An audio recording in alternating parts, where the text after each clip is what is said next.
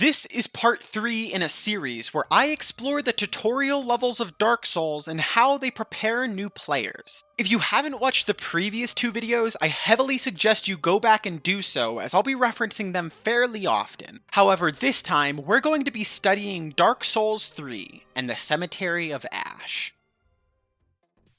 This area is really fascinating, but as it's fairly non-linear, we'll once again be foregoing a step-by-step exploration of the area, instead focusing on specific areas and sections which are interesting.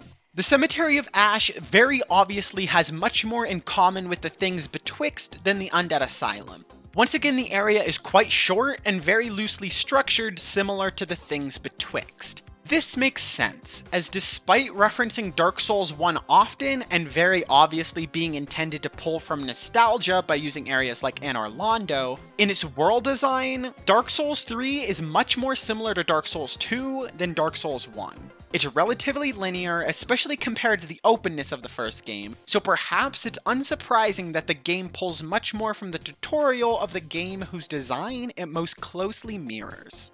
Once again, there is no shortcut tutorial, which is appropriate because fast traveling is once again immediately available from the start, making most shortcuts obsolete.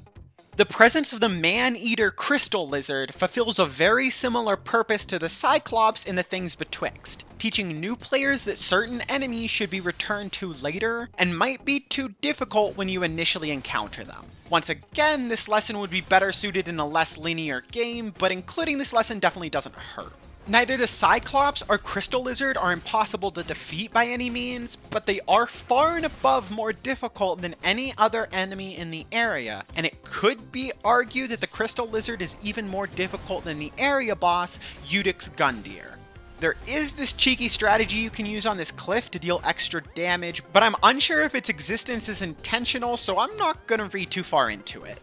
The last significant thing that is shared between the things betwixt and the Cemetery of Ash is that the player immediately starts out with their Estus Flask. I don't love this, since it once again assumes that the player has played a Dark Souls game before, and I don't love the idea of making decisions which leave new players in the lurch for the convenience of veteran players. In the end, it's not extremely important because players will eventually learn to use the mechanics of their flask, but simply giving players the flask shortly after the area begins and they've had the chance to take some damage would have been a small but helpful step in the right direction. Much more reminiscent of how the Undead Asylum handled things. It's interesting because this is exactly how the game handles giving players the Ashen Estus Flask. It's given directly after the player defeats their first enemy, which makes it likely that casters will have used a spell by then, and have used up some focus points.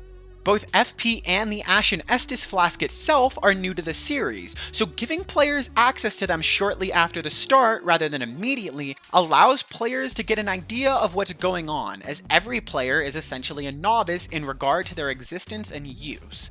While this is a really good way to introduce a new mechanic, I think it should be default to assume that all players are new to the mechanics of the game, as long as that assumption doesn't inconvenience experienced players heavily. That's about it for what it has similar to other games. Now, let's explore the unique sections, as some of the things this area does are really fascinating. I won't lie, when I initially played through this area, I was extremely disappointed. I thought that the majority of the issues I had with the things betwixt were not improved or ended up becoming worse. I found it too short, far too unstructured, and overly focused on combat, and overall just disappointing. I was wrong. This area might not be as obvious in its structure or lessons, but they exist and are successful nonetheless. For example, the placement of this bonfire really frustrated and confused me at first. Why wouldn't they move it over just a few feet so that it was immediately visible for new players? They did it perfectly in the first game and did it fine in the second, so why would they botch it here so hard? I mean, it's really likely with how the path is angled that a player won't even be able to see the bonfire unless the camera is angled hard to the right. However, I was failing to take into account how the terrain of this area is laid out. The entire area is covered in winding paths and cliffs, and one just happens to be placed here directly in the middle of the path. As in, the cliff was intentionally placed there by intelligent developers who are better at their job than I give them credit for. The effect of this is that the player will pause at the top of the cliff and begin looking around. Stopping the player's momentum like this has a few effects. Up till now, everything has been straightforward and the player has never had to stop moving. There are side paths, yes, but it's straightforward. There is one way in and one way out of each path, and the main path is very obviously laid out, allowing the player to maintain continuous momentum. However, at this cliff, that all stops. The player is forced to stop and look around. This initially reveals the massive gate at the end of the area which leads to the boss fight. This provides a clear goal for the player to aim for. In the Undead Asylum, there was always one main obvious path to follow, same as in the Things Betwixt. However, this area lacks any structure at all, so immediately revealing that goal to the player helps keep them from becoming lost and provides a very clear goal line. Once players understand what their goal is, they will begin searching out a path to reach it. The top of this cliff is the highest point of the area, which allows players to create a mental path towards the goal. This will lead them looking to the side, and what do you know? There's a bonfire right there, in between the edge of the cliff and the path downwards. Similar to DS1, the bonfire just happens to be exactly in between where the player is and the way forward. As in, it was intentionally put there by developers who understand level design far better than I do. This is honestly much better executed than the lobby bonfire in the Asylum.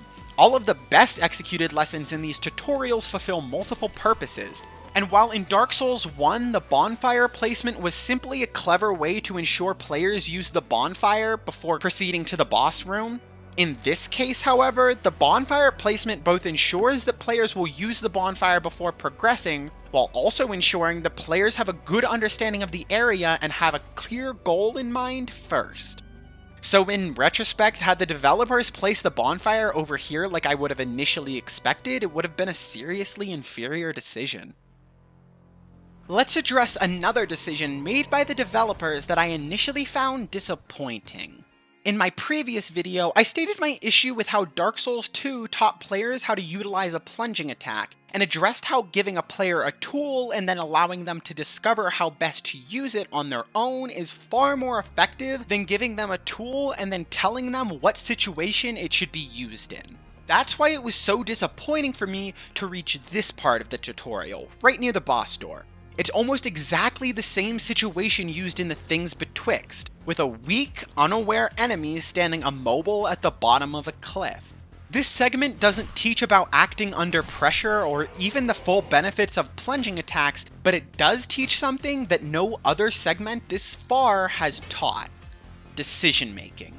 And it does so by using lessons that a player will have already likely learned in an earlier segment. Right before the boss door, players will come across this small path leading down the side of the cliff with a Lancer undead and an Archer undead, both of which are guarding an item. There are 4 methods a player can use to approach this problem. They can either face both undead head-on, use a plunging attack to kill the Archer, use a plunging attack to kill the Lancer, or ignore the group altogether and progress to the boss room. The first option is going to be the most difficult by far. The path is quite narrow and bordered on one side by a sheer drop, which makes maneuvering around and killing the Lancer pretty difficult.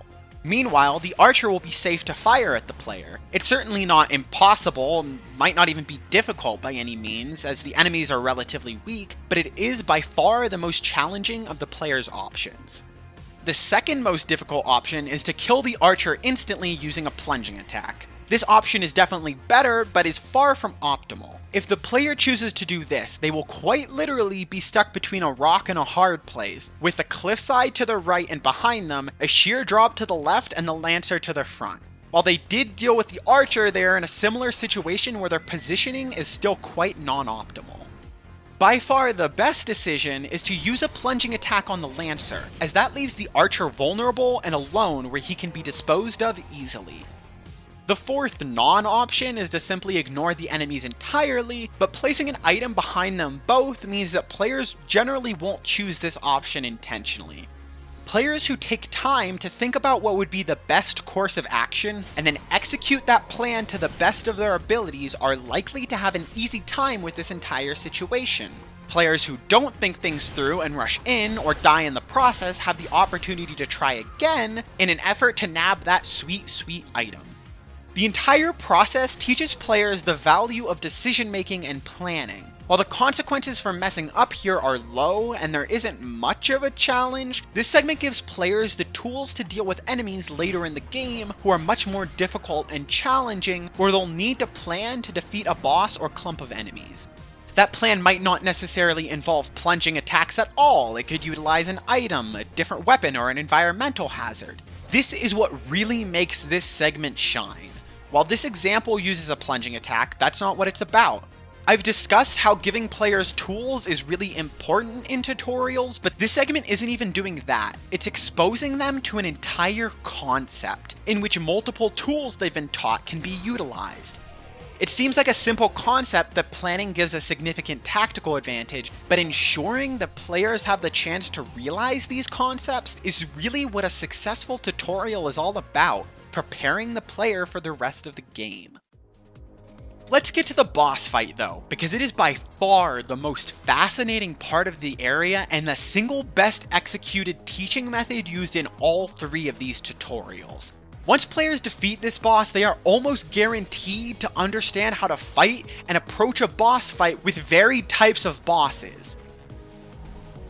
When players first encounter this boss, he's a perfect example of the classic Dark Souls trope of a man in a big suit of armor, similar to the Looking Glass Knight or the Dragonslayer armor.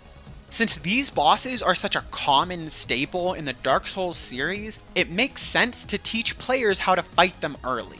To help players learn this type of enemy, Udix Gundyr is extremely versatile. He has overheads, broad swipes, a gap-closing jump attack, a thrusting stab, and even a short-range stagger which breaks stamina. All of these moves are used in combination with each other in order to make attack strings which teach players what he is capable of and what his weaknesses are. He is very vulnerable after attempting a stagger or overhead, but his sweeping attacks are almost always followed up by something else. This doesn't just teach that sweeping attacks should be backstepped or that overheads or stabs should be sidestepped. It teaches when he is vulnerable and when he isn't. And these same vulnerabilities and patterns are present on many other similar enemies. Players who understand these patterns fully will be able to get him down to half health, but that's when things get really interesting, because Udix Gundyr has a second form. If the first form falls into the man in armor trope, this form falls into the classic demon trope. This form is much larger, much slower, and very visually distinct from the first form. This visual distinction is important because it immediately signals to new players that this boss is completely different now that his health is lower. It's not just that he has a dark aura, or now he's a bit bigger or electric. He is completely different, and this is reflected in his moveset as well. While his first form was relatively fast and was able to string many moves together in succession with very little wind-up or lag, the second form has a ton of wind-up and end lag on every single attack. Another very clear distinction showing the difference between the two forms is that no moves that are used by the first form are used by the second form.